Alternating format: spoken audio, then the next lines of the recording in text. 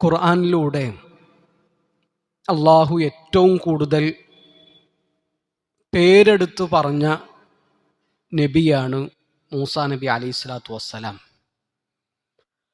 ആ മൂസാ നബിയുടെ ജീവിതത്തിൽ നിന്ന് നമ്മൾ പഠിക്കേണ്ട ഒരുപാട് പാഠങ്ങളുണ്ട്. മൂസാ നബി അലൈഹിസ്സലാത്തു വസ്സലാമയെ അള്ളാഹു നബിയായിട്ട് തിരഞ്ഞെടുത്തു, വഹി കൊടുത്തു, മുഅ്ജിസത്തുകൾ കാണിച്ചു കൊടുത്തു.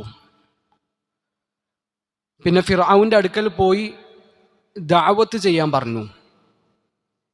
അങ്ങനെ മൂസാ നബി അലൈഹിസ്സലാത്തു വസ്സലാമയും ഹാറൂൻ അലൈഹിസ്സലാമയും ഫിർഔന്റെ കൊട്ടാരത്തിൽ ചെന്നു അള്ളാഹുവിനെ പരിചയപ്പെടുത്തി കൊടുത്തു. ഇപ്പോൾ ഫിർഔൻ അവരോട് ചോദിക്കുന്നുണ്ട്, ഖാല ഫമൻ റബ്ബുകുമാ യാ മൂസ, നിങ്ങൾ രണ്ടുപേരുടെയും റബ്ബ് ആരാണ്? നിന്റെയും ഹാറൂനിന്റെയും റബ്ബ് ആരാണ്?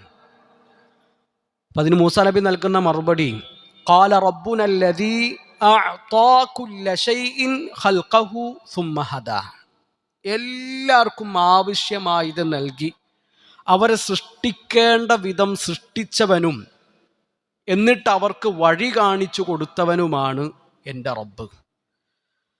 അപ്പോൾ ഫിറൗന്റെ അടുത്ത ചോദ്യമാണ്, ഖാല ഫമാ ബാലുൽ ഖുറൂനിൽ ഊല, അങ്ങനെയാണെങ്കിൽ മുൻകഴിഞ്ഞ സമൂഹങ്ങൾക്ക് അവസ്ഥ എന്താണ്? നമുക്ക് മുമ്പ് കുറേ ആൾക്കാർ കഴിഞ്ഞു പോയിട്ടുണ്ടല്ലോ, ഓരൊക്കെ അവസ്ഥ എന്താണ്? അതിന് മൂസാ നബി അലൈഹിസ്സലാത്തു വസ്സലാമ നൽകുന്ന മറുപടി, ഖാല ഇൽമുഹാ ഇൻദ റബ്ബി ഫീ കിതാബ് ലാ യദില്ലു റബ്ബി വലാ യൻസാ, അവരെ പറ്റിയുള്ള അറിവ് എൻ്റെ റബ്ബിൻ്റെ അടുക്കൽ അവൻ്റെ കിതാബിലുണ്ട്, ലൗഹുൽ മഹ്ഫൂദിൽ ഉണ്ട്. ലാ യദില്ലു റബ്ബി വലാ യൻസാ, എൻ്റെ റബ്ബിന് പിഴക്കുകയില്ല, അവൻ്റെ കണക്കുകൾ തെറ്റുകയില്ല, അവന് മറവി സംഭവിക്കുകയില്ല. പ്രിയപ്പെട്ടവരെ, നമ്മുടെ ഓരോരുത്തരുടെയും ചലനങ്ങൾ, നമ്മുടെ ഓരോ കർമ്മങ്ങളും അള്ളാഹുവിൻ്റെ അടുക്കലുണ്ട്. ഒന്നും അള്ളാഹു വിട്ടുപോവുകയില്ല. നാളെ ആഖിറത്തിൽ ചെല്ലുമ്പോൾ നമുക്കൊരു കിതാബ് കിട്ടും.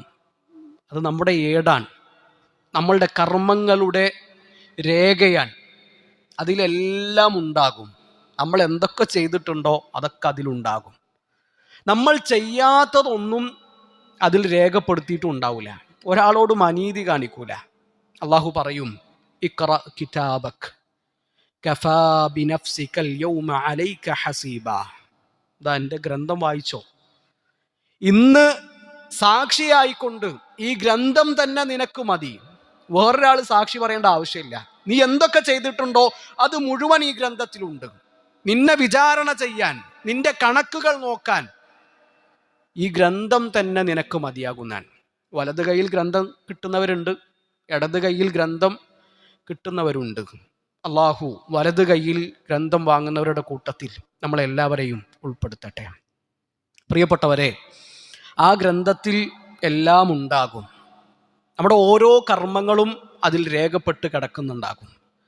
അപ്പോൾ നമ്മളിവിടെ ഇരിക്കുമ്പോൾ നമ്മുടെ മനസ്സിലുണ്ടാകേണ്ടത്, ആ ഗ്രന്ഥത്തിൽ ഈ ഇരുത്തം, നമ്മളിവിടെ ചെലവഴിക്കുന്ന സമയം, അതൊരു അരമണിക്കൂറാകാം, 3/4 മണിക്കൂറാകാം, ആ സമയം നാളെ ഒരു നന്മയായി എനിക്ക് കാണാൻ കഴിയണം. ഏറ്റവും വലിയ ഇബാദത്തിലാണ് നമ്മളുള്ളത്.